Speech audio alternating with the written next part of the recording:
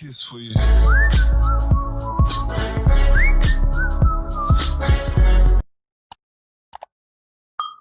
Assalamualaikum warahmatullahi wabarakatuh. Semangat pagi anak-anak. Senang sekali kita kembali bisa belajar bersama.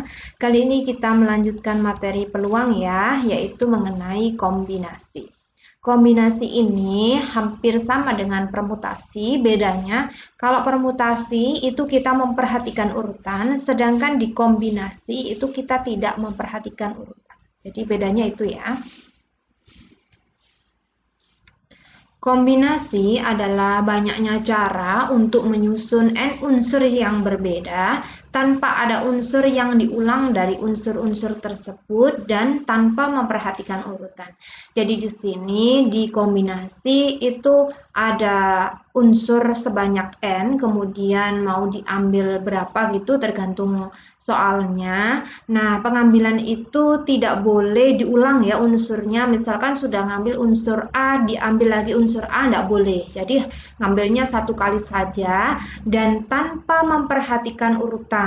Misalkan A, B dengan BA itu sama saja karena di sini tidak memperhatikan urutan.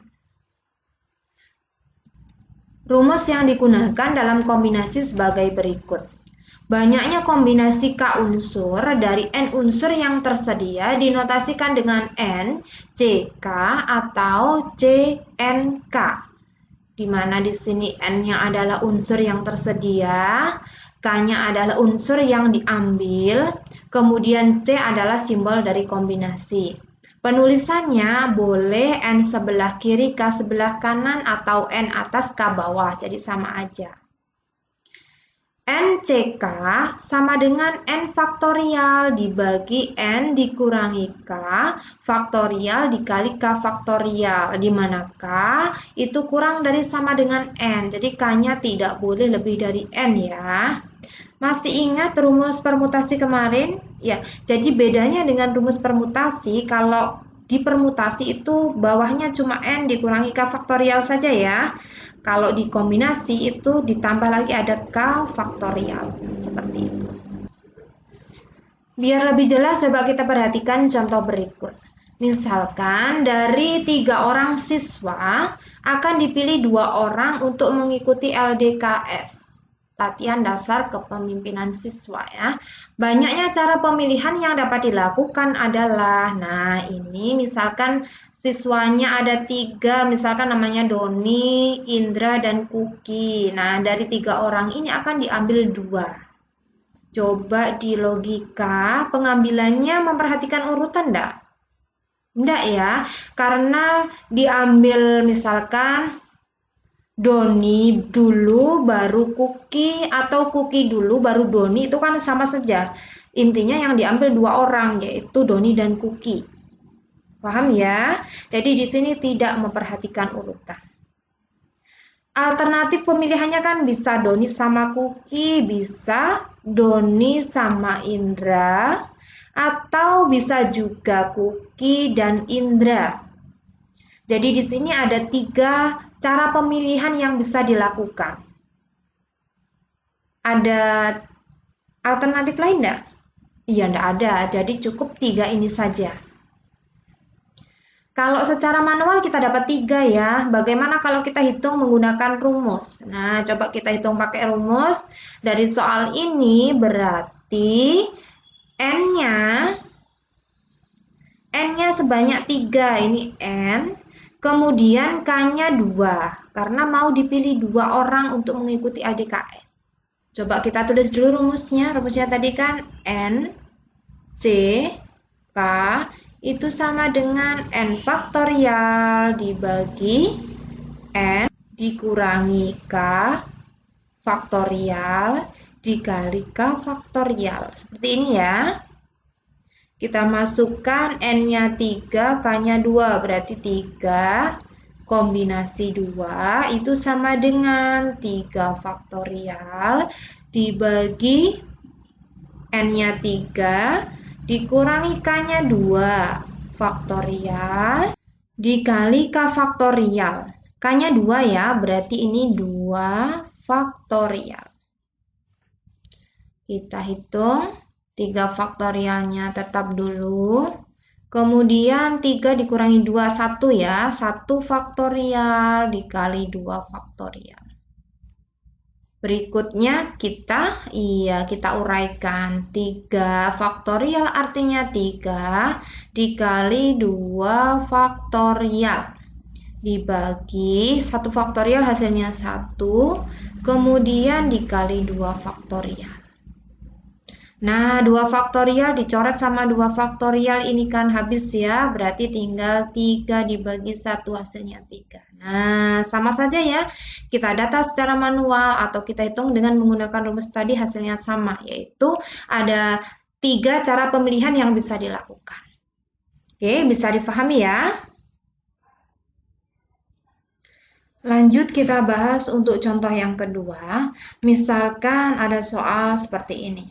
Dari suatu kelompok diskusi yang terdiri dari 5 pria dan 4 wanita, akan dipilih 3 orang secara acak untuk memaparkan hasil diskusinya. Pertanyaannya, banyaknya cara untuk memilih 2 pria dan 1 wanita adalah titik-titik. Nah, kalau ada kasus seperti ini, berarti nanti kita menggabungkan 2 kombinasi ya. Kombinasi yang pertama itu 5 pria diambil 2 pria. Berarti ini sebagai N yang pertama. Kemudian K yang pertama yaitu 2. 4 wanita mau diambil 1 wanita, berarti N keduanya 4, kemudian K yang keduanya 1. Karena ini dan digabungkan dari pengambilan pria dan pengambilan wanita, berarti nanti hasil kombinasinya dikalikan. Jadi gini, 5 diambil 2 ya, berarti dituliskan 5 kombinasi 2. Dan berarti ini dikali, kemudian 4 diambil 1, berarti 4 kombinasi 1. Seperti ini, kemudian kita hitung dengan menggunakan rumus kombinasi. 5 diambil 2, cara cepatnya langsung gini aja ya, berarti 5 faktorial dibagi ini 5 dikurangi 2 kan 3 ya, berarti 3 faktorial. Kemudian diambil 2, ini berarti 2 faktorial. Intinya ini ditambah ini yang bawah ya, penyebutnya ini kalau dijumlahkan hasilnya pembilang ya. Kalau ini 5 berarti 3 sama 2. 3-nya dari mana? Dari 5 dikurangi 2, kemudian 2-nya dari sini, K-nya ya. Bisa diikuti? Oke, kita lanjut. Kemudian dikali 4 kombinasi 1, berarti 4 faktorial dibagi 4 dikurangi 1 kan 3 ya. 3 faktorial dikali 1 faktorial. Untuk penyebut ini penulisannya boleh dibalik ya, enggak masalah. Jadi 3 faktorial dikali 1 faktorial. Misal ditulis 1 faktorial dikali 3 faktorial itu enggak masalah. Karena perkalian kan dibolak-balik sama saja. Oke, kita lanjutkan. Ini ada 5, ada 3, ada 2. Berarti 5 faktorial ini kita uraikan berhenti di 3. Kita pilih yang angkanya lebih besar.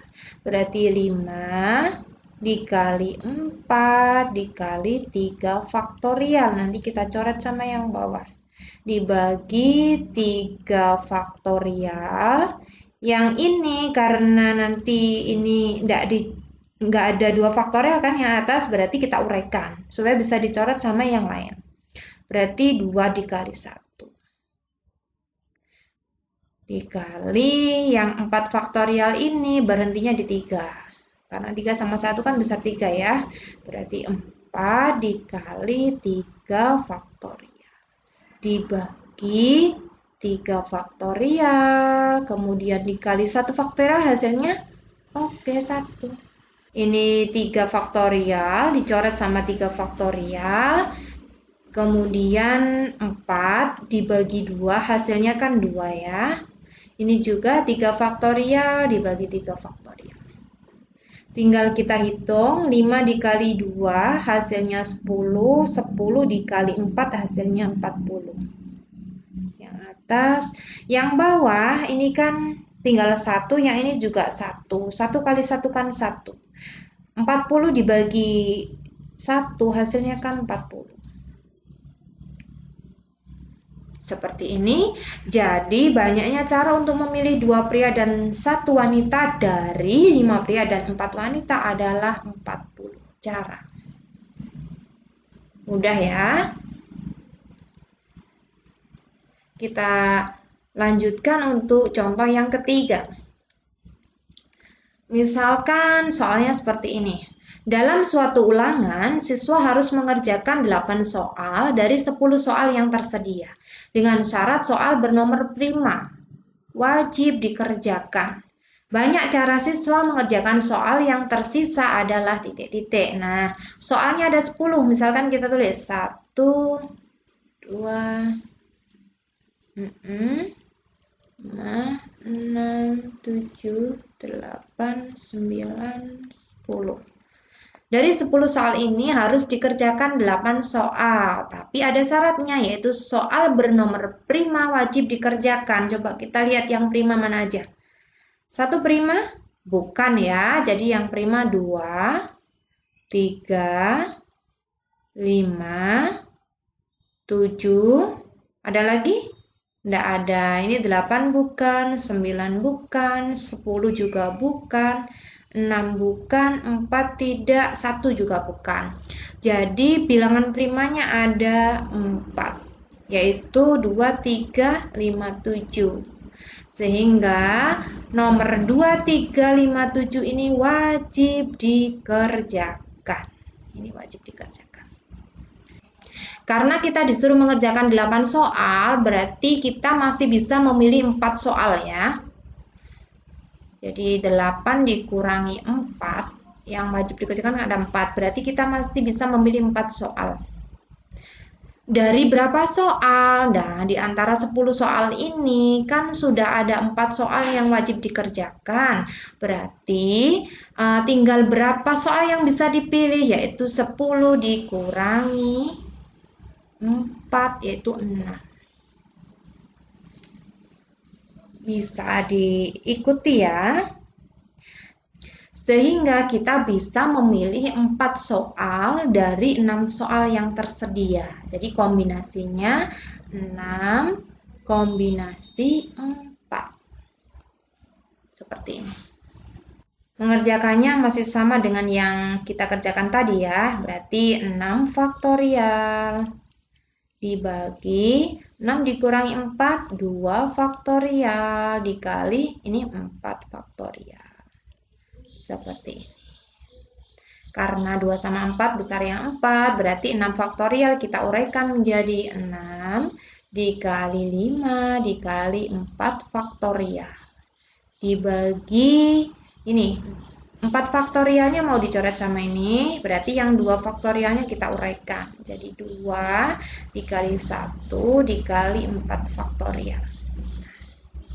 4 faktorial dicoret sama 4 faktorial, 6 dibagi 2 hasilnya, iya 3. Berarti tinggal kita kalikan aja, 3 dikali 5, 15, 15 dibagi 1 hasilnya 15. Jadi, banyaknya cara siswa mengerjakan soal yang tersisa adalah 15 cara. Seperti itu. Mudah sekali ya. Oke, saya rasa cukup penjelasan mengenai kombinasi. Semoga bisa difahami dengan baik, semoga bermanfaat. Kalau ada yang belum jelas silahkan ditanyakan di kolom komentar. Terima kasih atas perhatiannya. Wassalamualaikum warahmatullahi wabarakatuh.